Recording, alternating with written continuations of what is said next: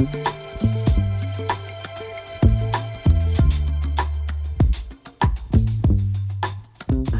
next speaker is Thibaut Cyr. Thibaut is the co-founder of Alps Vision, which is an advanced optometry center based in Grenoble that specializes in bespoke contact lens fitting. Thibaut's expertise focuses mainly on ortho-K and scleral lenses, and fields which he has recognized both nationally and internationally. And he plays an active role in several learned societies, including the Association Française des Experts en Lentilles de Contact, the Scleral Lens Education Society, and the European Academy of Ortho-K and Myopia Control. So alongside his clinical work, Thibaut studies ocular surface disorders, particularly those related to dry eye and meibomian gland dysfunction, and his passion for designing customized rigid lenses has led him to collaborate with various labs as a consultant and to develop several exclusive geometries. He's a frequent speaker at French-speaking and international conferences, and we met in Morocco, so that's really good, so I could bring him to Paris. And he's committed to sharing scientific advances and clinical innovations in specialized contact lens practice. So please welcome Thibaut. Merci beaucoup Hélène. Merci au Silmo Academy de m'inviter à parler d'un sujet qui me passionne, qui est la sécheresse oculaire. Comme tu l'as expliqué, mon métier est avant tout de mettre des lentilles sur les yeux, et donc je suis confronté en permanence à la problématique de la surface oculaire et donc de la sécheresse des yeux.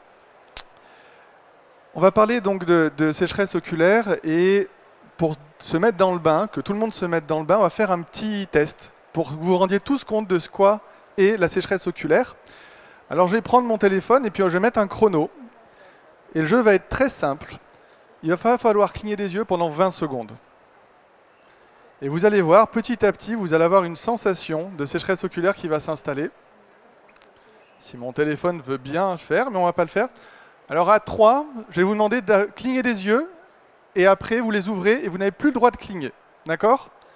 1, 2, 3. Vous pouvez ouvrir les yeux, ouvrez les yeux, et vous n'avez plus le droit de cligner. Il y en a déjà une qui a commencé à cligner, ça pique, ça brûle. Là, ceux qui ont réussi à ne pas cligner, ça doit commencer à titiller un petit peu, ça picote, ça peut brûler. Puis là, on va arriver aux 20 secondes, et je pense que 20 secondes, il n'y a personne qui a réussi à ne pas cligner. Cette sensation que vous avez eue, c'est la sensation que 750 millions de personnes dans le monde ont. 750 millions de personnes, ça correspond à quoi? Ça correspond à 10% de la population mondiale. 10% de la population mondiale souffre d'une sécheresse oculaire symptomatique. On parle beaucoup de myopie évolutive, et à juste titre, c'est une vraie épidémie, c'est une vraie pandémie, il faut s'en occuper. Mais en fait, face au tsunami de la myopie évolutive, on ne tient pas spécialement en compte de cette lame de fond, cette petite vague qu'on ne voit pas, qui est la sécheresse oculaire. La moitié des consultations en cabinet d'ophtalmologie en France concernent la sécheresse oculaire. Donc c'est une vraie problématique de santé, et ça nous concerne tous. J'ai été parfaitement bien introduit, alors je répète brièvement, effectivement, je suis optométriste sur Grenoble, mon travail étant essentiellement de faire des lentilles de contact spécialisées, techniques, que sont les lentilles sclérales ou l'orthokératologie. Je suis membre de différentes organisations savantes dans le but de partager le savoir, et dans cette présentation, j'ai quelques conflits d'intérêts, mais je tâcherai de ne pas les faire remarquer. Alors j'aime bien commencer par un peu de poésie, et j'ai trouvé cette citation qui décrit assez bien la problématique et ce que sont les larmes. Les larmes, ce sont les gouttes d'âme de pluie des âmes, apportant soulagement après la tempête et nourrissant la croissance intérieure. Et bien si vous enlevez la poésie et vous vous mettez dans la biologie, ça fonctionne parfaitement. Ça soulage et ça nourrit. Alors, avant de commencer de parler de sécheresse oculaire, on va décrire le principal antagoniste de la sécheresse oculaire, c'est l'alarme. D'accord ?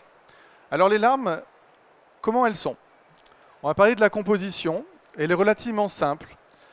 Il y a une première couche, c'est la couche mucinique. D'accord ? c'est une sorte de gel collé sur les premières cellules de la cornée et qui est donc en contact direct avec l'épithélium cornéen. Ensuite, nous avons la couche aqueuse, cette phase principale, la plus grande partie des larmes, qui est présente et qui joue vraiment le volume de la larme, 90% du volume des larmes. Et puis enfin, last but not least, le film lipidique. Cette couche lipidique extrêmement fine, qui est à l'extérieur du film lacrymal, donc qui est le plus proche de l'environnement externe, et qui, elle, joue un rôle majeur dans la sécheresse oculaire. Alors voilà ces trois couches, couche mucinique, couche aqueuse et couche lipidique, et ça se répartit comme ça quand on le répartit en volume.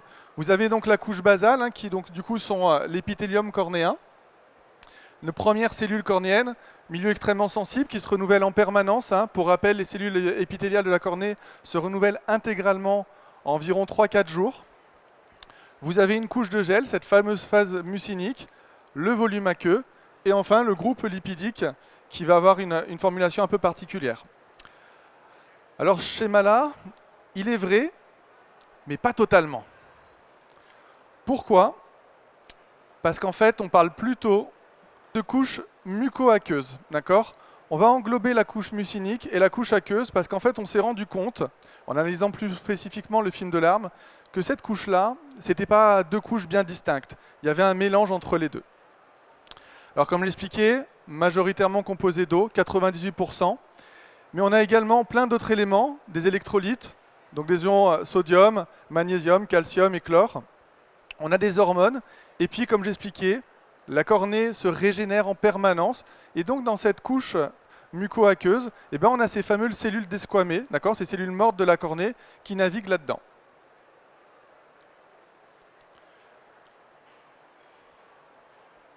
Alors quel est le rôle de cette couche muqueux-aqueuse? Eh ben, le premier rôle, c'est un rôle de protection. Comme j'expliquais, on a nos cellules de la cornée, d'accord, c'est des cellules qui doivent être protégées. Et donc cette couche mucinique va se faire une sorte de barrière protectrice qui va éviter les infections microbiennes et virales sur la cornée.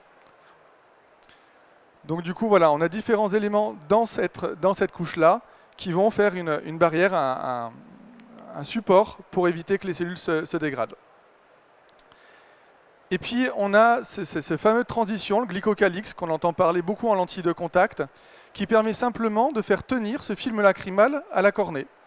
Si on mettait de l'eau et qu'on n'avait pas cette phase de transfert, eh ben, tout simplement, le film lacrymal ne réussirait pas à tenir et à rester en contact avec la cornée.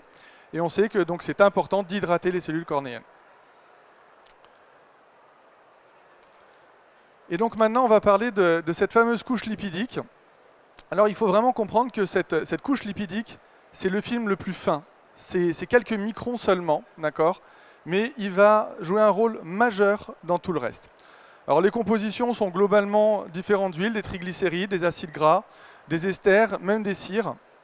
Le but, c'est que on a dans ce film lipidique deux phases particulières. On a une zone du film lipidique qui est en contact avec l'eau, donc qui doit avoir une hydrophilie, qui doit être capable de se maintenir avec la phase aqueuse. Et puis de l'autre côté, on a une couche qui est en face avec l'air et qui doit rester en contact avec l'air. Donc c'est pour ça qu'on a ces différents éléments. Donc comme j'expliquais, on a ces différentes zones qui permettent de faire maintenir le film lipidique. Et donc du coup, quel est le rôle de la couche lipidique? Eh bien, le rôle de la couche lipidique, le premier, c'est un rôle optique. Peut-être que vous vous souvenez tous de la valeur optique de la cornée, mais c'est en fait le dioptre optique, la lentille la plus forte dans l'œil. Et donc, le fait d'avoir une surface parfaitement homogène, parfaitement lisse, va donner la bonne qualité optique de l'œil.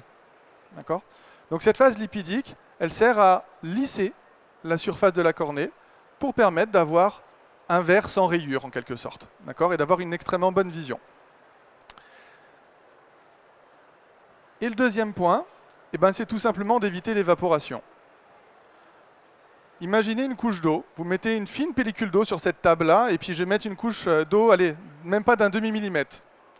Elle va s'évaporer en un claquement de doigts, vous n'aurez plus d'eau. Si je mets cette même couche d'eau, et par-dessus je mets une couche encore plus fine d'huile, et ben cette eau elle va rester. On va éviter l'évaporation. Et c'est en ça que la couche lipidique est extrêmement importante, c'est que c'est une barrière à l'évaporation. Cette couche lipidique évite à la phase aqueuse d'être à nu avec l'air et donc du coup de sécher.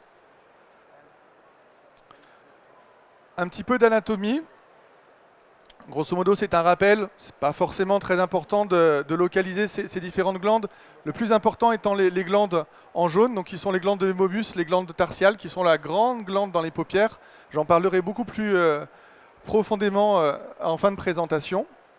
Mais grosso modo, trois zones particulières. Des cellules de la cornée qui vont produire la couche mucinique, d'accord, en contact encore une fois de nouveau directement au niveau de la cornée. La grande glande lacrymale en bleu au-dessus qui produit le grand volume des larmes, hein, de la phase aqueuse. Et puis ces glandes de mébomus, ces glandes tarsales qui sont présentes donc dans les paupières, qui elles vont sécréter cette fameuse huile, le mébum, qui va éviter l'évaporation et va lubrifier l'œil. Et donc nous voici rendus dans la sécheresse oculaire. Quand on parle d'une problématique, il est toujours bien de la définir. Et cette définition, la définition du TIFOS, donc le Tears Film and Ocular Surface Society, est la base de la problématique de la sécheresse oculaire. Je vous invite effectivement à bien la retenir parce qu'on a tous les éléments pour comprendre la problématique de la sécheresse oculaire. La sécheresse oculaire est une maladie multifactorielle de la surface oculaire caractérisée par une perte d'homéostasie du film lacrymal et accompagnée de symptômes oculaires dans lesquels l'instabilité et l'hyperosmolarité du film lacrymal, l'inflammation et les lésions de la surface oculaire, ainsi que les anomalies neurosensorielles jouent un rôle étiologique. Ici, vous avez toute la problématique de la sécheresse oculaire. Si vous savez ça, vous pouvez prendre en charge correctement la sécheresse oculaire. Certes, un long texte n'est pas forcément très passionnant, alors on l'a retravaillé différemment en un magnifique arbre décisionnel. Et voilà à quoi correspond la sécheresse oculaire et la division de la sécheresse oculaire. Sur une thématique principale, qui est donc la sécheresse oculaire, vous avez deux grands groupes. Le déficience aqueuse, la déficience de volume, d'accord, et la problématique évaporative. Alors on a des pathologies qui sont des pathologies génétiques, qui sont les syndromes de Gougeron. On a des problématiques de surface aqueuse, un manque de larmes, d'accord. Les problématiques de déficience de phase aqueuse non pathologiques, hors génétique, sont plutôt rares. Elles sont souvent induites par des problématiques traumatiques, des accidents, des lésions de la glande lacrymale, ou éventuellement des systèmes médicamenteux qui limitent la sécrétion des larmes. On va passer à la zone évaporative. La zone évaporative, deux grands groupes. Soit ça vient de nous, c'est la structure anatomique, d'accord. Donc on peut avoir des dysfonctionnements des glandes, on peut avoir des clignements qui ne sont pas complets, on peut avoir également un système médicamenteux ou des déficiences, des apports, des ports de lentilles de contact, j'en passe et des meilleurs. Et donc du coup, avec ce tableau-là, on prend connaissance de deux grands types de sécheresse oculaire. On a en premier lieu une sécheresse oculaire quantitative, un volume de larmes. C'est la fameuse sécheresse oculaire du défaut de la phase aqueuse, d'accord. Vous n'avez pas assez de larmes. Mais c'est que 10%, c'est rien, d'accord. Vous avez une autre sécheresse oculaire, qui est la problématique évaporative. Vous avez suffisamment de larmes, sauf que manque de peau, ces larmes, elles s'en vont. Alors ça c'est problématique, et ça correspond à 60% des personnes qui ont des sécheresses oculaires, d'accord. Et il en manque un petit peu, parce qu'il y en a toujours qui ont moins de chance, il y en a qui les cumulent, d'accord, et qui vont avoir les deux, à la fois une quantité de larmes diminuée, mais également un fonctionnement de la phase lipidique qui est défectueux, et donc du coup une évaporation qui est importante. Souvent, les sécheresses oculaires mixtes sont les plus symptomatiques. Quand vous avez un patient ou un client qui se plaint significativement de sécheresse oculaire, c'est dans 99% des cas une problématique mixte, et donc il va falloir le traiter de différentes façons. Alors justement, maintenant on va les prendre en charge parce que ces personnes qui souffrent de sécheresse oculaire, on ne va pas les laisser dans la nature. Alors vous avez deux grandes catégories, comme j'expliquais, il y a le symptôme qui va compter. Est-ce que ces personnes-là sont symptomatiques, ressentent la sécheresse oculaire? Typiquement vous, après n'avoir pas cligné les yeux pendant 20 secondes? ou ces personnes-là, finalement, ne sentent pas spécialement la sécheresse oculaire, vivent très très bien, sans aucun problème. Alors je vais prendre les deux extrêmes du tableau. Vous avez donc l'asymptomatique et pas de signe clinique. C'est le chanceux, il n'a pas de problème, on le laisse partir. De l'autre côté, vous avez la personne symptomatique qui souffre de sécheresse oculaire, qui vous rapporte qu'elle a les yeux qui brûlent, les yeux qui piquent, qu'elle a mal aux yeux, mais elle n'a pas de signes, elle n'a pas de symptômes visibles, d'accord? Pas d'œil rouge, rien. Ça c'est terrible, parce qu'en fait c'est souvent des problématiques neurotrophiques. C'est-à-dire que c'est l'innervation de la cornée qui fait défaut, et c'est des sécheresses oculaires qui sont extrêmement douloureuses. Pour autant, on n'a pas de corrélation avec les symptômes. Quand moi je le vois en cabinet, on voit un œil qui globalement est plutôt sain. D'où l'importance de discuter, de ne pas minimiser la sécheresse oculaire, d'écouter les patients, et quand on vous dit j'ai l'œil qui brûle, eh ben, c'est pas anodin, d'accord? Parce que s'il a l'œil qui brûle et qu'on a une cornée qui est nickel, c'est un facteur de risque. Ensuite, donc l'asymptomatique avec des signes cliniques, mais très légers. Il va être important de le suivre, de lui expliquer comment fonctionne la sécheresse oculaire, de donner quelques indications, quelques recommandations pour ne pas rentrer dans la sécheresse oculaire. Vous avez la personne asymptomatique mais avec des signes très forts de sécheresse oculaire. Là, c'est une autre phase critique de neurotrophie, c'est-à-dire qu'il n'y a plus du tout d'innervation, il n'y a plus le feedback sensitif, et donc la personne peut développer des kératites, par exemple, sans avoir aucune sensation de sécheresse oculaire. C'est des personnes qui sont souvent traitées, qui sont rarement dans l'aire de l'opticien, mais on peut quand même les voir, notamment quand on pratique la lentille de contact. Et puis après, il y a tout le spectre des personnes qui sont symptomatiques, qui ont des signes cliniques, et dans ces cas-là, il faudra les prendre en charge. Et pour les prendre en charge, on va d'abord évaluer, quantifier cette problématique de sécheresse oculaire. Alors on a plusieurs systèmes. Le premier est certainement le plus connu, c'est le test de Schirmer. Je pense qu'ici, à peu près tout le monde a déjà entendu parler du test de Schirmer. Et à mon humble avis, ça ne concerne peut-être que moi, mais je trouve ça très dommage. Parce que c'est un test qui aujourd'hui est daté et n'est pas forcément extrêmement précis et ne permet pas de véritablement classifier une sécheresse oculaire. Pourquoi? Parce qu'en fait, ce test, voilà, ce test-là, il ne va quantifier que la quantité de larmes. On parle donc du coup d'une problématique qui ne concerne que 10% de la population. D'accord? Et en plus de ça, il va être invasif, d'accord? Parce que vous allez mettre une bandelette dans l'œil, hein, pour rappel de la pratique de ce test-là. C'est une bandelette qu'on vient mettre à l'intérieur, comme sur l'image, hein, à l'intérieur de la paupière inférieure. Et on va attendre X minutes. Alors ça dépend le type de test que vous avez. Globalement, c'est souvent des 5 minutes. Et vous regardez jusqu'à où la bande est mouillée. Et vous allez estimer si on a un œil sec ou pas. Le problème, c'est que si je mets une bande dans un œil de n'importe qui ici, il va y avoir un réflexe lacrymal qui va faire en sorte que vous aurez une sursécrétion de larmes, et donc du coup vous aurez un test qui sera relativement faussé. Il a le mérite d'exister, il a le mérite d'être simple, il sert plutôt de diagnostic quand on a des sécheresses quantitatives très marquées, de classifier cette sécheresse-là. Mais en temps normal, on l'utilisera peu. On va préférer la méthode du prisme lacrymal. Alors cette méthode-là, elle est intéressante, mais elle nécessite, pour les personnes les mieux équipées, un système OCT, donc qui sont les coupes, les scanners qui sont ici. Mais le plus simple, c'est à la lampe à fente. D'accord ? Si vous avez disposé d'une lampe à fente, vous pouvez utiliser ce système-là à faire en première intention. C'est-à-dire que si vous voulez mesurer le prisme lacrymal avec une lampe à fente, vous devrez le faire en premier. Pourquoi ? Parce que dès que vous allez mettre de la lumière, il y a le réflexe qui s'installe, on va produire des larmes, et donc du coup, on va avoir un prisme lacrymal qui va être plus important. Et donc il faudra éteindre son éclairage, démarrer avec un tout petit bloc qu'on va chercher à monter pour mesurer ce prisme lacrymal. Pourquoi il est intéressant de mesurer ce prisme lacrymal ? Eh bien, comme il est noté là, ça correspond à 80% du volume de larmes. D'accord ? Cette petite rivière-là, c'est 80% du volume de larmes. Si vous la mesurez et que vous voyez qu'il n'y a rien, ça veut dire qu'il n'y a vraiment rien. D'accord ?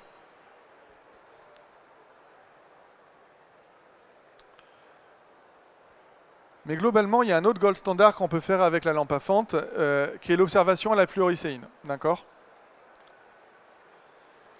Alors, l'observation à la fluorescéine, elle va permettre de voir la rupture du film lacrymal, c'est ce qu'on appelle le break-up time.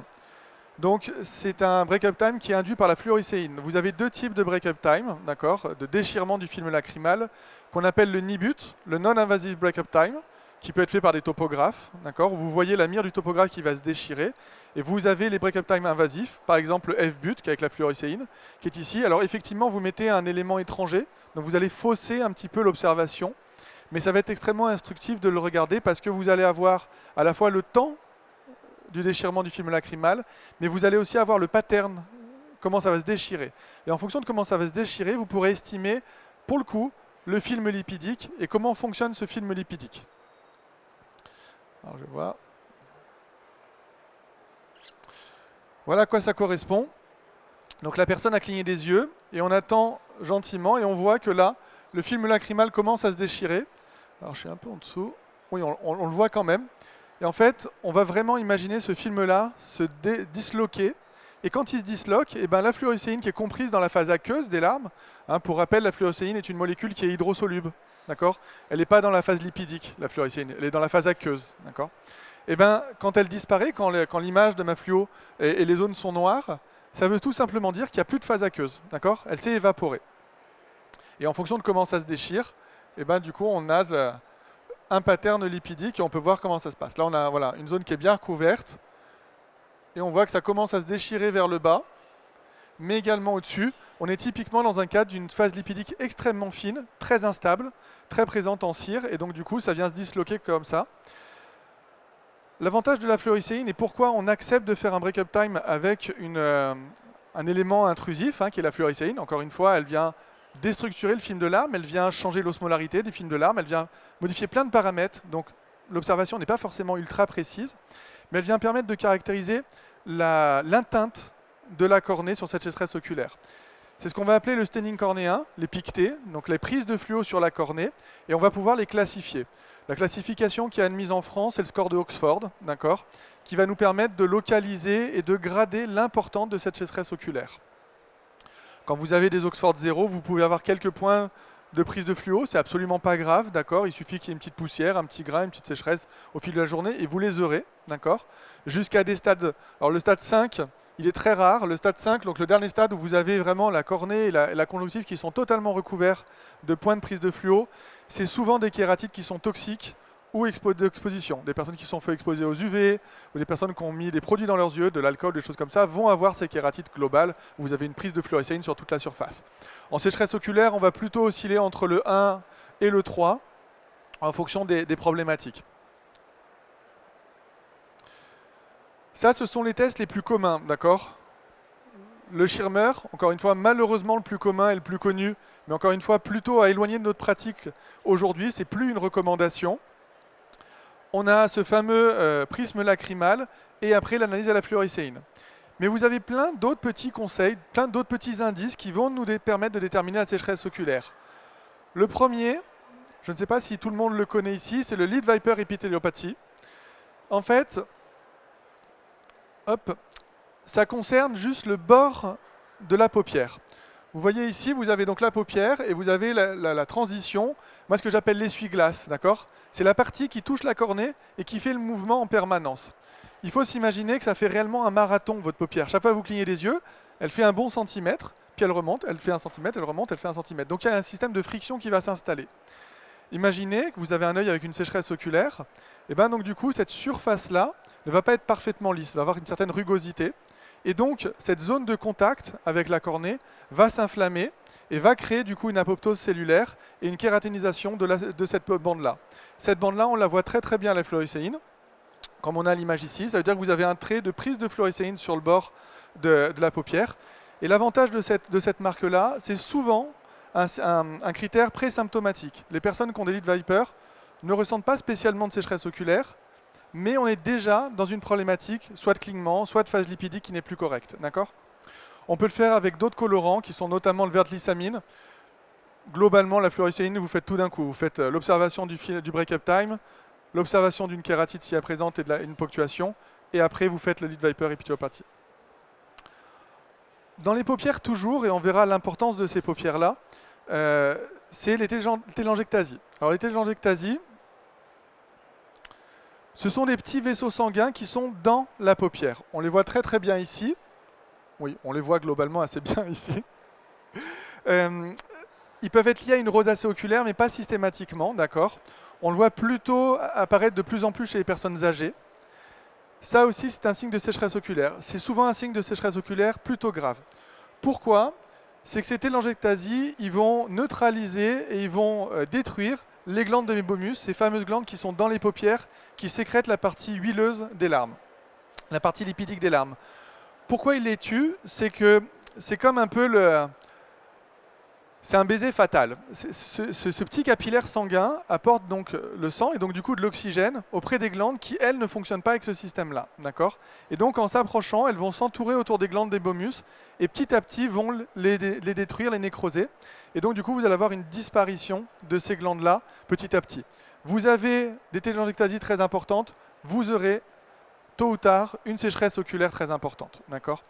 On a aujourd'hui, on en parlera dans les traitements, les nouveaux traitements, on a plusieurs traitements qui évitent l'apparition, et en tout cas l'évolution des télangiectasies aujourd'hui.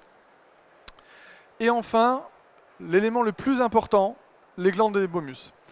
Pourquoi l'élément le plus important? C'est la glande principale, si ce n'est exclusive, de la sécrétion de la couche lipidique, d'accord? Et comme on l'a vu, la couche lipidique est responsable de 60%, donc de plus de la moitié, de la sécheresse oculaire. D'accord? Donc il va falloir se soucier de ces fameuses glandes des mébomus. Les voici, ces glandes des mébomus. Alors là, on a un éclairage infrarouge, mais dans les autres diapositives, on les verra en éclairage classique.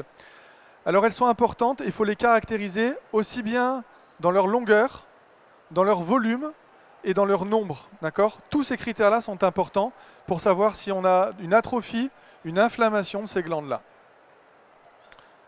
Voilà ce que ça donne en éclairage classique. On les imagine vaguement, ce sont ces traits blancs. Donc en éclairage blanc, on pourrait. C'est vrai qu'en éclairage infrarouge, c'est un peu plus marqué. Ici, alors je ne sais pas si vous le voyez bien. Si, quand même. Là, typiquement, c'est important d'analyser le pattern de ces glandes. On voit qu'elles sont toutes tortueuses, d'accord? Ça, c'est un signe d'inflammation majeure des glandes des mébomus. Quand elles commencent à devenir un peu sinueuses comme ça veut dire qu'il y a une inflammation, ça veut dire qu'elles vont commencer à se nécroser. D'accord? On est dans un système de cercle vicieux, on va l'aborder dans un second temps. On a la paupière supérieure, donc quand on retourne, on a encore l'ancienne partie de la glande qui est totalement nécrosée, et puis en fait la zone vraiment blanche au-dessus, c'est les quelques petits chapelets de glandes qui produisent encore du mébum, qui sont au-dessus, de façon très légère. Et en bas, on voit c'est bien le chapelet, c'est-à-dire qu'on a une bande et plein de petits points qui sont toutes ces glandes-là qui vont sécréter le mébum. Vous avez vu dans les images précédentes, on ne s'intéressait qu'aux paupières du bas. Alors pourquoi s'intéresser qu'aux paupières du bas et pas forcément nécessaire de retourner la paupière du haut? Premièrement, retourner la paupière supérieure, en fonction de la pratique, n'est jamais un jeu de plaisir, d'accord? Après une certaine pratique, on arrive à les retourner facilement. Mais globalement, ce qu'il y a à retenir, c'est que vous avez 70% de la production de mébum, donc cette fameuse huile qui est sécrétée par les glandes du bas, d'accord? Donc 30% dans les glandes supérieures. Et dans les glandes du bas, je vais revenir ici, dans cette glande du bas, vous avez, grosso modo, si vous coupez à la moitié ici, vous avez 70% de ce côté-là qui est produit et 30% de l'autre côté. D'accord? Donc c'est pareil, si vous avez une inflammation et une détérioration des glandes mébomus en zone interne, eh ben vous avez quelqu'un qui va être beaucoup plus symptomatique que si vous avez juste des dégradations sur le côté. On a par exemple des petites lésions, des petites inflammations en périphérie qui sont rarement symptomatiques. Et donc ces glandes-là, elles sécrètent donc ce qu'on appelle le mébum, qui est donc cette fameuse huile. Hop. On a donc du coup sur le bord libre des paupières l'orifice de sortie des glandes des mébomus, et c'est là que va sortir ce fameux mébum.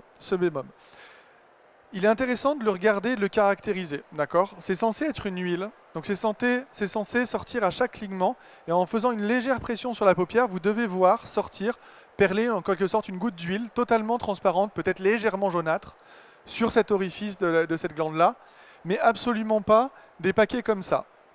Vous avez une caractérisation de la glande des mébomus, une glande qui sécrète un mébum de bonne qualité, d'accord? Une huile de bonne qualité, c'est une huile transparente. C'est votre huile d'olive, votre huile de tournesauce. Bref, c'est quelque chose de très liquide et d'assez clair. Et plus l'inflammation va s'installer, plus le mébum va être de moins bonne qualité. Et donc plus il va être visqueux, moins liquide, plus laiteux, jusqu'à terminer vraiment jaune pâteux, type pâte à dentifrice, si vous voulez. Et donc vous avez cette caractérisation au cas extrême où quand vous appuyez, vous avez vraiment... c'est comme si vous appuyez sur un tube de dentifrice, vous avez un bout d'huile qui sort, mais totalement rigide. Comment fonctionne la sécrétion de ce mébum-là? C'est au clignement que ça se passe, d'accord? Quand vous ouvrez les yeux et que vous les fermez, je ne sais pas si vous avez déjà analysé un mouvement de paupière, comment ça se passe, mais en fait, c'est la paupière du bas qui descend, la paupière du haut, elle ne remonte pas, hein. La paupière du bas descend, vient appuyer sur la paupière du bas, et la paupière du bas va faire un mouvement de cisaillement pour évacuer tous les débris du film lacrymal dans les fosses nasales et par le méa. Cette paupière, quand elle descend, en appuyant sur la paupière, elle vient donc du coup appuyer sur ces glandes-là, et donc on a une sécrétion, ce mébum-là, qui vient après s'étirer et former le film lipidique, d'accord? Imaginez que vous avez une huile très liquide, on appuie, on écrète, et on est réparti, il n'y a pas de problème.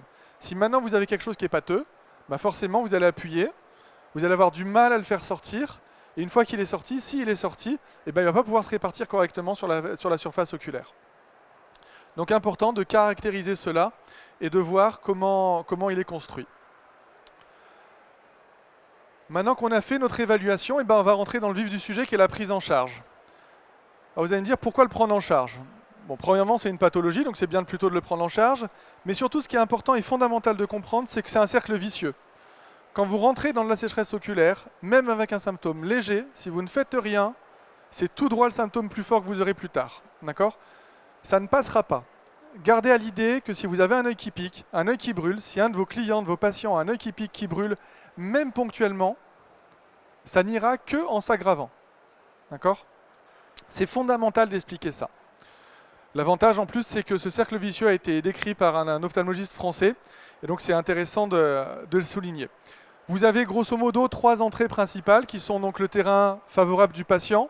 On a plusieurs histoires. On peut avoir donc une atrophie des glandes hypomuses, on peut avoir une inflammation des paupières, on peut avoir plein de critères. On a les éléments extérieurs, d'accord, des allergies, un environnement sec, et on peut avoir des traitements médicamenteux.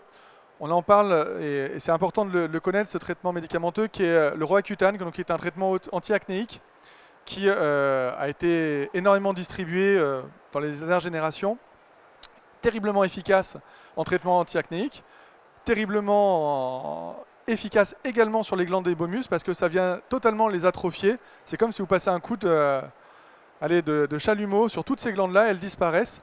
Voilà, le but c'est d'enlever du lipide, on le fait très très bien, mais sur le long terme. Donc vous pouvez avoir des sécheresses oculaires de personnes qui ont pris du Roaccutane 10 ans en arrière, qui le tenaient plutôt bien, et qui, 10 ans après, 20 ans après, développent une sécheresse oculaire symptomatique à cause des traitements médicamenteux. Alors du coup, on va essayer de structurer un peu cette prise en charge, et je vous propose 3 éléments de prise en charge.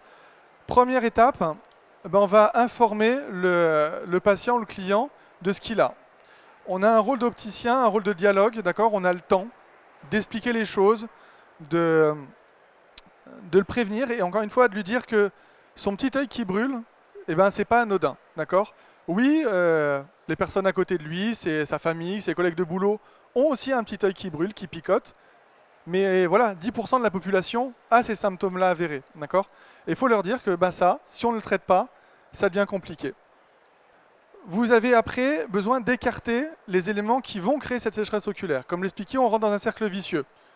C'est très bien de nager à contre-courant, mais si en fait la personne continue à avoir une allergie très forte et qui ne fait rien pour se désensibiliser, qui prend des médicaments dont on sait limite la production lacrymale et qu'on ne veut pas interférer là-dedans, eh ben on va continuer à aller droit dans le mur. Vous pourrez mettre en place n'importe quelle prise en charge.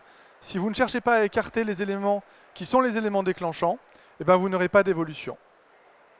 Ensuite, et ça va de fait, vous devrez accompagner, proposer des solutions pour limiter la sécheresse oculaire, le soulager, limiter la sécheresse oculaire.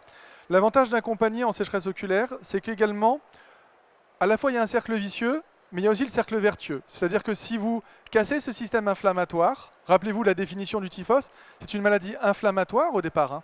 Si vous cassez ce cercle inflammatoire, eh ben vous bloquez ce cercle vicieux. D'accord? Donc vous allez, dans le pire des cas, stabiliser la situation, dans le meilleur des cas même, retrouver une production de mébum plus fluide et donc du coup arrêter cette sécheresse. Et enfin, On est plusieurs dans le domaine de la santé oculaire. Il y a les opticiens, les optométristes, il y a également les ophtalmologistes, et il ne faut pas avoir peur de référer auprès de personnes qui sont capables de prendre la sécheresse oculaire sur son volet plus pathologique. Encore une fois, il existe des sécheresses, notamment les 10% qui sont des problèmes de volume, qui doivent être traités plutôt du côté ophtalmologiste. Alors comme j'expliquais, notre rôle d'opticien, on passe du temps en vente. Alors on peut voir un côté négatif, on passe du temps avec notre patient et donc du coup notre client et on perd du temps. Mais aussi on a un échange avec lui. Et cet échange-là, on le dédie à la vente, on le dédie à choisir des verres, mais on peut aussi le dédier à faire de la prévention oculaire, d'accord? Et donc, il ne faut pas l'oublier, l'opticien est quand même le professionnel de santé de première ligne dans la vision. Il est au quotidien auprès des clients. Alors, je vous ai fait une liste de quelques red flags, ces éléments où il faut vous dire, si vous entendez ça, si vous voyez ça, il faut parler de sécheresse oculaire, il faut faire quelque chose. Le premier, c'est l'œil rouge. Quelqu'un a un œil rouge, même si c'est en fin de journée, même si c'est après 10 heures de travail devant un écran, c'est pas normal, d'accord? Ça veut dire que là, il est en train de créer une inflammation au niveau de son œil. Et je le répète, rappelez-vous, si vous êtes dans un système inflammatoire, vous allez aggraver la situation, vous êtes dans une entrée d'une problématique. Vous pouvez avoir la personne qui va vous parler de grain de sable. J'ai quelque chose dans l'œil, j'ai une sensation d'avoir un grain de sable. Ce vocabulaire est important, parce que si la personne révèle et a une notion de grain de sable, on va être dans une problématique plutôt de problématique aqueuse, donc une problématique de concentration, de volume de larmes, d'accord? À la différence de j'ai une sensation de brûlure, j'ai l'œil qui brûle. L'œil qui brûle, c'est une évaporation. Qu'est-ce qui se passe? C'est qu'en fait, vous avez le film lipidique qui vient de se rompre, l'évaporation des larmes se met en place, vous avez les cellules cornéennes qui sont du coup entre guillemets à sec, et là vous avez le feedback nerveux qui s'installe, donc vous avez cette sensation de brûlure. Une sensation de brûlure, c'est une problématique évaporative. Et enfin, c'est plutôt mon rôle de contactologue, mais l'inconfort en lentilles. Quelqu'un qui retire ses lentilles en fin de journée et qui est content de retirer ses lentilles en fin de journée, ce n'est pas normal. D'accord? C'est une personne qui ne tolère pas bien les lentilles, ou le matériau de la lentille, ou même la lentille en général. Il ne faut pas avoir peur de l'admettre. Et dans ces cas-là, on ne peut pas le laisser dans cette situation-là. Quelqu'un qui est content de retirer ses lentilles en fin de journée, il doit avoir une prise en charge. Parce que ça va forcément amener dans ce cercle vicieux et ça va forcément dégrader la situation. Une fois que vous avez établi ces red flags et donc du coup vous avez décidé de le prendre en charge, et ben on a différents outils pour prendre en charge la sécheresse oculaire. Les premiers, ce sont les substituts lacrymaux, d'accord, les fameuses larmes artificielles. Alors vous avez 3 grands groupes de larmes artificielles, comme quoi toutes les larmes ne se ressemblent pas, d'accord. C'est comme les produits à lentilles, c'est pas juste de l'eau magique, d'accord. Chaque élément a son importance. Vous avez la très grande famille, c'est les compléments hyaluronates, d'accord. C'est les larmes artificielles majeures sur le marché. Alors c'est très bien, mais c'est très dommage parce qu'en fait les compléments hyaluronates, en fait ils prennent en charge que les 10% de la problématique du volume de larmes, d'accord. On vient apporter un volume, on met une sorte de gel, qui est le hyaluronate, d'accord, pour limiter un peu l'évaporation, mais surtout créer du volume. Vous avez les émulsions lipidiques. Celles-ci sont certainement les plus intéressantes, et c'est là où la recherche et les produits sont le plus développés, et il y a le plus de lancement de produits dans cette gamme-là. Pourquoi? Parce qu'en fait, ça vient répondre spécifiquement à ces 60% de problématiques évaporatives, mais également à ces 30% mix, d'accord? Parce que le mix, il ne faut pas l'oublier, si vous avez une problématique évaporative, vous avez beau mettre de la charge, ça ne servira à rien. Encore une fois, ce type de produit-là, c'est reconstituer le film lipidique pour éviter l'évaporation, pour lubrifier, donc pour désinflammer les paupières. L'inconvénient de ces systèmes lipidiques, premièrement, c'est incompatible lentilles. Vous ne pouvez pas les utiliser avec les lentilles. Et deuxièmement, si vous utilisez ça en plus d'un complément hyaluronate, donc de larmes artificielles classique, il y aurait une méthodologie à avoir. Vous ne pouvez pas mettre une phase lipidique en premier, parce que si vous mettez une couche lipidique en premier et vous mettez de l'eau devant, eh ben, c'est dommage, mais en fait le fluide lipidique il sert de barrière également pour la goutte que vous allez mettre après. D'accord ? Et enfin, vous avez les osmorégulateurs. Ce sont plutôt des vieux traitements, mais qui sont toujours efficaces. Donc pourquoi c'est intéressant les osmorégulateurs? On l'a vu dans la définition du TIFOS. Vous avez une évaporation des larmes, d'accord? Ces larmes, on l'a vu dans la définition de la couche aqueuse, c'est pas juste de l'eau, d'accord? Il y a des composés, des solutés à l'intérieur, notamment des électrolytes. Si vous évaporez, vous allez augmenter la concentration de ces électrolytes dans ce film lacrymal, donc vous allez augmenter l'osmolarité, et donc du coup vous allez augmenter la réponse inflammatoire de la cornée. D'accord ? La cornée, elle est bien dans une certaine type d'osmolarité. Si vous la modifiez, on va avoir cette réponse inflammatoire qui va s'installer. Ces larmes artificielles ont pour but de restabiliser tout ça, pour retrouver un niveau d'osmolarité conforme aux larmes et diminuer le stress que cela pourrait être créé. Comment le prendre en charge, la sécheresse oculaire en lentille? Premièrement, les matériaux, d'accord? Que ce soit en lentille souple ou en lentille rigide, vous avez aujourd'hui, grâce à l'industrie et le développement de matériaux, énormément de solutions. En lentille souple, vous avez des matériaux hydrogel, des matériaux silico-hydrogel, avec plus ou moins d'hydrophilie, avec des traitements de surface, avec des adjuvants qu'on va mettre dans le matériau pour améliorer la moulabilité de la lentille. Mais en lentille rigide, vous avez la même chose, d'accord? Vous avez des dégâts très élevés, mais des surfaces qui sont plus mouillables. Et il faudra jouer avec ce type de matériaux pour améliorer la tolérance. Vous pouvez après, je vais passer l'antisclérale, on va en parler dans un deuxième temps, mais on peut parler de lentille de nuit, l'orthokératologie. L'avantage, c'est que c'est une technique qui peut être dédiée à la sécheresse oculaire. À la nuance près que faire une adaptation en lentille de nuit sur une cornée qui présente déjà une irritation, une kératite, n'est pas forcément la meilleure idée du monde. Il faut s'imaginer que cette kératite, c'est déjà une fêlure dans notre barrière, d'accord? Vous avez une surface épithéliale qui est là pour protéger. Si vous avez une prise de fluo, vous avez déjà voilà, une porte d'entrée à des possibles infections. Et donc, du coup, on va préférer une surface cornéenne plus intégrale. Mais par contre, si on a un inconfort en lentille de contact et une cornée qui est saine, on peut très bien imaginer le port de lentilles de contact en lentille de nuit. La lentille sclérale, c'est devenu de plus en plus un standard dans la prise en charge de la sécheresse oculaire, à ce titre qu'on vient faire une sorte de coque protectrice autour de la cornée, d'accord? La lentille sclérale a cela de fait qu'en fait on va avoir un réservoir de larmes entre la lentille et la cornée, et ce réservoir de larmes va donc maintenir la cornée en hydratation et va limiter donc le feedback de la sensation de sécheresse oculaire. Vous avez d'autres traitements, les traitements oraux, les oméga 3, la supplémentation en oméga 3 est une vraie solution, on va le voir après, mais c'est un des seuls traitements qui fait consensus dans la littérature pour améliorer l'état de sécheresse oculaire et d'améliorer la prévention aussi de la sécheresse oculaire. Il n'y a pas encore de consensus sur la concentration d'oméga 3, d'accord, mais juste une supplémentation en oméga 3 a un effet positif. Les lunettes, eh ben, tout simplement porter une correction adaptée à vos besoins visuels, améliore à la fois le clignement, améliore la concentration, et tous ces éléments-là vont limiter la sécheresse oculaire, ne serait-ce que par l'amélioration du clignement. Les lunettes, on peut aussi le concevoir juste sur une lunette à chambre humide, d'accord, qui sont dans des cas plus pathologiques, donc des lunettes qui servent de protection pour permettre de maintenir une humidité dans la zone oculaire. Et enfin, la limitation des écrans, parce qu'on a prouvé maintenant que regarder un écran limite le clignement. Si vous limitez le clignement, vous avez un renouvellement du film lacrymal qui du coup est limité, et donc du coup une augmentation de la sécheresse oculaire de ce fait.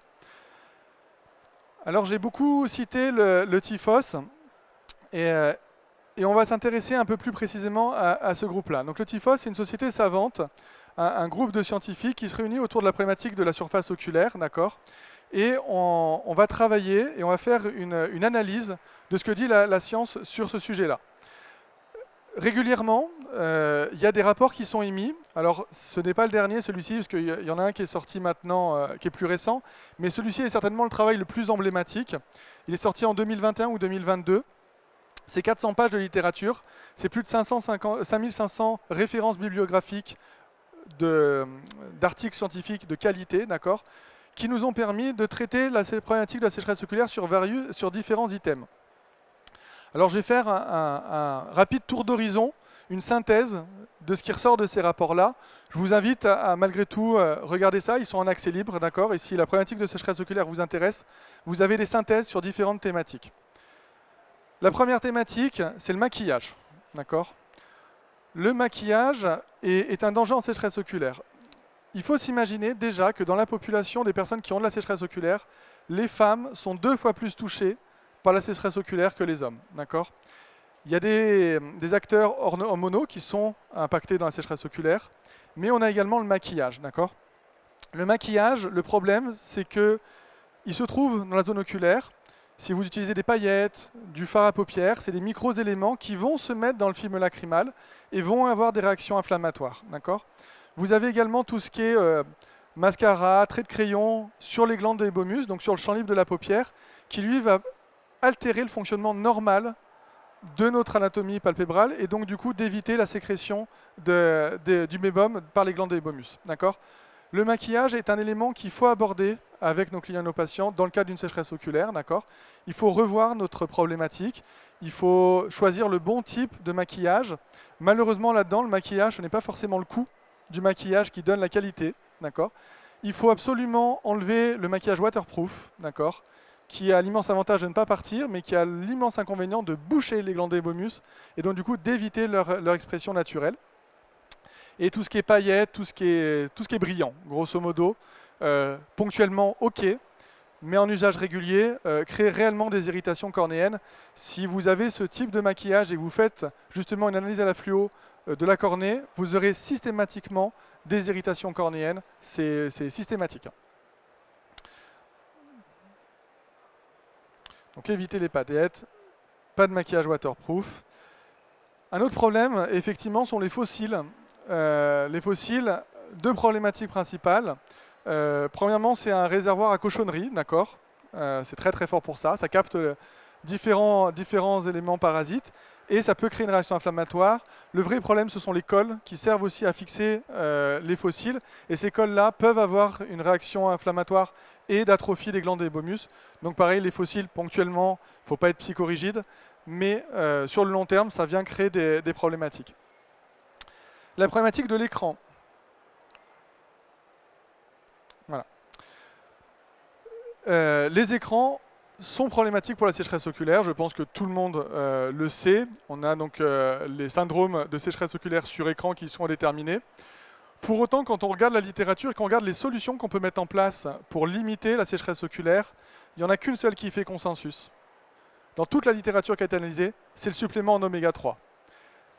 Je dirais presque que c'est merveilleux, parce que dire à votre patient, prends une gélule magique et ça va solutionner la sécheresse oculaire, c'est quand même pas mal, d'accord ? C'est peu contraignant et c'est facile à mettre en place.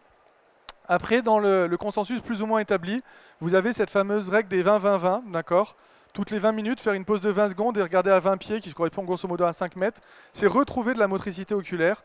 Pourquoi ? On en revient au même, c'est-à-dire que quand on regarde un écran, on cligne moins des yeux. Si on cligne moins des yeux, notre film lacrymal se régénère moins facilement, mais surtout on a une expression, ces fameuses glandes d'Hébomus, qui sont moins importantes. D'accord ? Mais gardez à l'idée, les oméga 3 sont les meilleurs. Ensuite, l'environnement. Eh bon, on a connaissance de ça, mais un environnement avec une climatisation est important. Les agents pathogènes qui sont la pollution, les allergiques, ont une action sur la sécheresse oculaire. Il faut prendre en considération ça. Quand on a quelqu'un avec une sécheresse oculaire, il est normal de le référer auprès d'un médecin généraliste, d'un allergologue, pour avoir une désensibilisation, pour améliorer ça. Vous serez surpris de voir la corrélation entre allergie aérienne et sécheresse oculaire. C'est quasiment un match parfait. Donc il faut considérer l'environnement. Pour autant, c'est des fois difficile de faire déplacer les gens. J'ai le malheur d'habiter dans une ville qui est magnifique parce qu'il y a des montagnes à 360 degrés, mais ça fait cuvette. On a un niveau de pollution qui est relativement important. Et typiquement en hiver, avec la pollution et le chauffage au bois, on voit une sensibilité à la sécheresse oculaire qui est plus importante. Et il faut sensibiliser à ça. Un usage de l'arme artificielle dans ces périodes courtes peut être totalement judicieux de mettre en place. Enfin, j'aime beaucoup ce graphique-là parce qu'il montre que c'est complexe, une sécheresse oculaire, et qu'il y a plein de corrélations à la fois positives et à la fois négatives. Vous avez grosso modo une synthèse de ce qui est avantageux ou pas avantageux. Grosso modo, pour tous les buveurs de café, j'aime beaucoup ça. Vous dire que quand vous buvez du café, vous traitez votre sécheresse oculaire. Donc c'est plutôt pas mal. Pardon.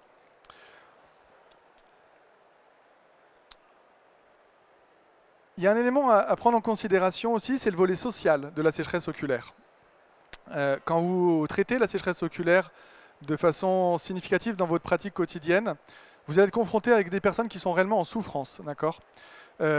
Outre la genèse de la sécheresse oculaire dans le style de vie, donc la consommation de drogue, les insomnies, les antidépresseurs, qui ont une influence sur la production de larmes, le volet souffrance et le volet handicap est un volet qui est intéressant à prendre. Et je voulais terminer sur ce point-là. Considérez que c'est une vraie douleur, la sécheresse oculaire, d'accord ? On a l'habitude de dire que dans la hiérarchie des douleurs du corps humain, La problématique de la kératite, de l'ulcération de cornée, fait partie du top 3. Hein. Vous avez les accouchements sans péridurale, vous avez les coliques néphrétiques et vous avez les ulcères de cornée.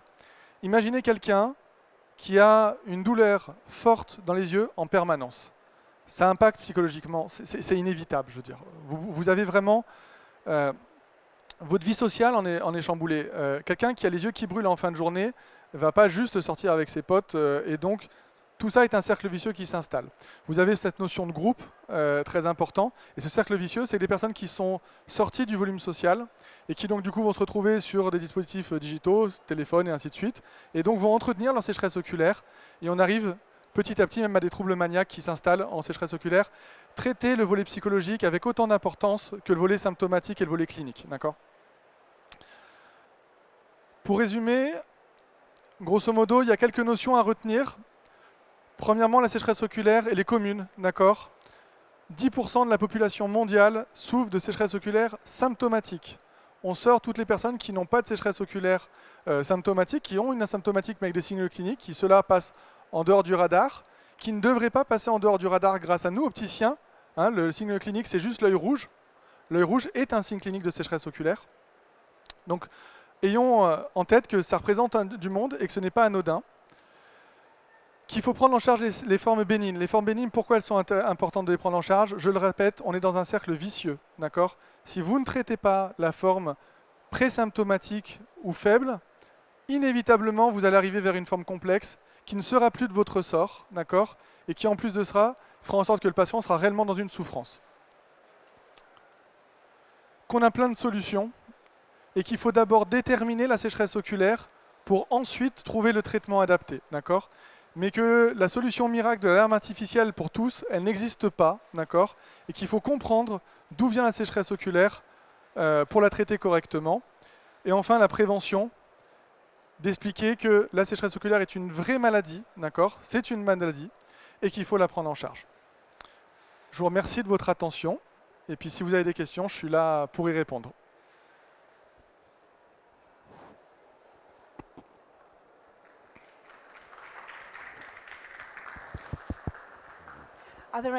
Il y a des questions pour... Yeah, there's questions. Good. Thank you. Yeah, thank you very much. That was an insightful presentation. My name is Priscilla Imade. I'm an optometrist and a public health specialist from Nigeria. My question is, okay, I'm a screen eye health advocate in Nigeria, and I want to ask, how can we better differentiate digital eye strain from dry eye disease in both research and clinical practice? And are there validated tools that you can recommend? I have another question here. Okay, so what gaps, can I go ahead? What gaps do you see in current diagnostic tools for distinguishing digital eye strain from dry eye disease? And how might future research address this? Are you able to catch my English? I should do French. Can I give it to you to read? Okay. Okay. I have the question here. Sorry, the sound is complicated. Okay, see, given the increasing prevalence of screen-related complaints, should digital eye strain be recognized as a distinct clinical entity, or should we continue to view it within the spectrum of dry eye disease? I practice in Nigeria. I practice dry eye disease, and I'm a screen eye health advocate. So recently, okay. So you want to relate both the digital eye strain, you talked about digital eye strain in your presentation, and you know that the symptoms of digital eye strain are interrelated with dry eye disease. Yeah. So how do we distinguish that, and what diagnostic tools, are there any tools? The most common is the way of blink. If you just blink oftenly, you can start to think it's one eye strain syndrome with computer, and with the lead viper epithelopathy. Yes. This is the most common case, and you will see the lead viper epithelopathy you will find with all the young people using a lot the cellular devices. You will find a lot, And for me, just the first step, like I say, lead viper epithelopathy is the first step of the dry eye disease. When you find any damage in the corneal surface, but you find one lead viper epithelopathy, you need to think about manage and give advice how to use correctly the digital device. Now, you know, when we're talking about dry eye disease diagnosis, like the Schema trip test, when you put it in the eye, is it better for the eye to be closed or the eye to be opened? And then, does digital eye strain has anything to do with the quantity of the tears that you measure, whether it's in dry eye and then First thing, digital? the Do you quantity, get it? the quantity often is not the main problem. Yeah. Okay. Did you close the eye or you open? Is there a difference? Will it give you different results? You know, if we go back to your slide, Yeah. When you the blink, Schema but tear test. the problem when you do this, you don't observe the classical pattern. Okay. When you blink strongly, you will find one good pattern. Maybe you will find a lot of lipid drops, but you can't analyze correctly the lipidic pattern. So in my practice, I just do the classic blinking. I just observe simply how it just works. If you start to say, okay, blink strongly, for you can see something, you will see something they don't do in at home. So in my opinion, is not the good way to analyze. The most non-invasive test always is better. So blink strongly for me is one invasive test. All right. Thank you. It's okay for Yeah. thoughts? Thank you. We don't have much time now for questions, but if you'd like to see Thibaut afterwards, he'll be at the back. Il va être derrière si vous voulez poser encore des questions. Mais merci beaucoup Thibaut, Merci à toi. c'était super.